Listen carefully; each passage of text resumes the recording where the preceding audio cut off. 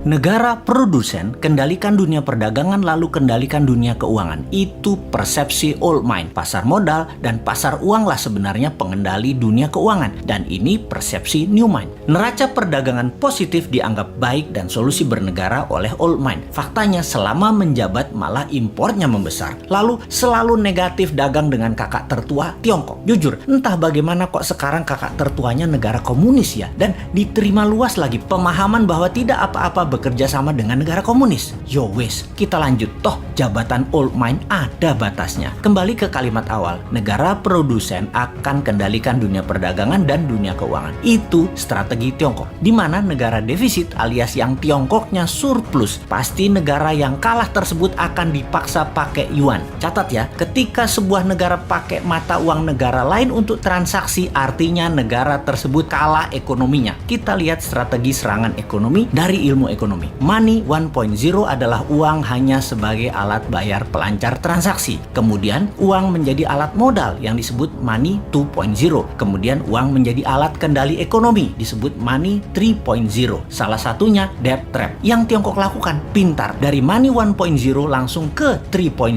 Karena ya memang Tiongkok nggak punya Wall Street, tempatnya money 2.0. Kita lompat sebentar sebelum balik ke money 3.0 agar sambungannya paham. Sejarah Partai Komunis di Tiongkok, di mana orang-orang nasionalis kabur keluar Tiongkok ketika komunis berkuasa dengan tangan besi. Satu ke Taiwan, jadi negara yang dipayungi Amerika. Yang kedua ke Hong Kong, jadi city country di bawah Inggris. Keduanya, Taiwan dan Hong Kong ekonominya maju pesat sejak tahun 60-an hingga saat ini. Sejak tahun 1989, reformasi ekonomi di Tiongkok melawan hegemoni IMF mulai dijalankan secara gerilya, main dengan globalis dan main dengan double standard, yaitu renminbi yuan. Catat sekali lagi, nantinya kita new mind akan pakai strategi yang sama ini, kecuali kalian masih suka dengan old mind yang sekarang berkuasa. Apa yang Tiongkok lakukan setelah memutuskan melawan IMF, namun di permukaan pura-pura taat pada Amerika? Ini terjadi di zaman Deng Xiaoping awal mulanya. Mereka jadi negara produsen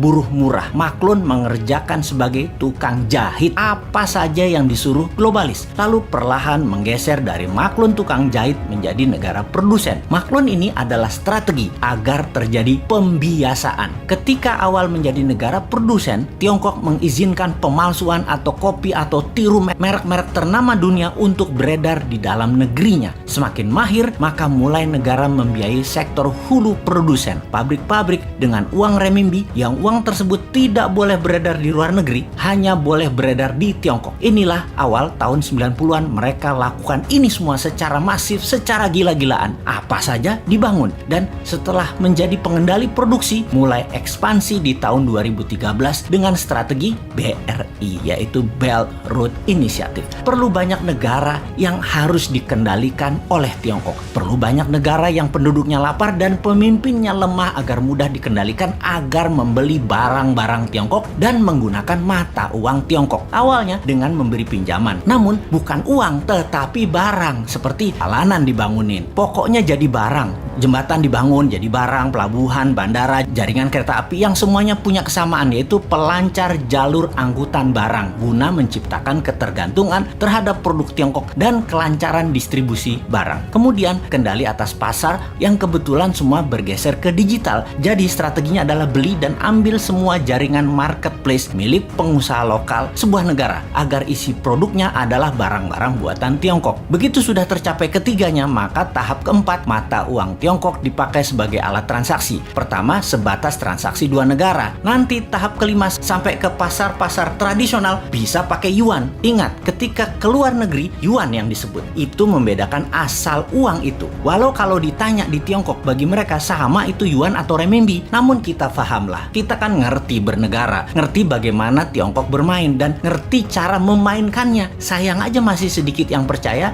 dan masih banyak yang tidak peduli. Wajar kalau masyarakat masyarakat tidak tahu. Namun pejabat yang tidak peduli dan tidak tahu juga banyak banget. Apalagi yang mau menari jadi presiden di 2024. Rasanya nggak ada yang paham beginian. Yang penting gue populer dan rakyat pilih gue. Lihat aja daftar 10 orang yang katanya calon presiden di lembaga survei. Kita review satu persatu. Paham nggak bernegara ala Tiongkok dan Amerika? Rasanya kagak ya. New Mind beda. Kita paham dan strateginya bukan ikuti keduanya, namun punya strategi sendiri untuk main 3 kaki awalnya dan menyalip di tikungan di tahun 2030 menjadi 3 besar dunia dan di 2045 menjadi negara superpower. Kalau hanya naik 7% setahun dan faktanya 5% pertumbuhan ekonominya, mimpi jadikan Indonesia negara superpower. Buktinya sekarang aja pakai yuan dagangnya, harusnya pakai rupiah. Bos, itu artinya kalian old mind geblek bernegaranya.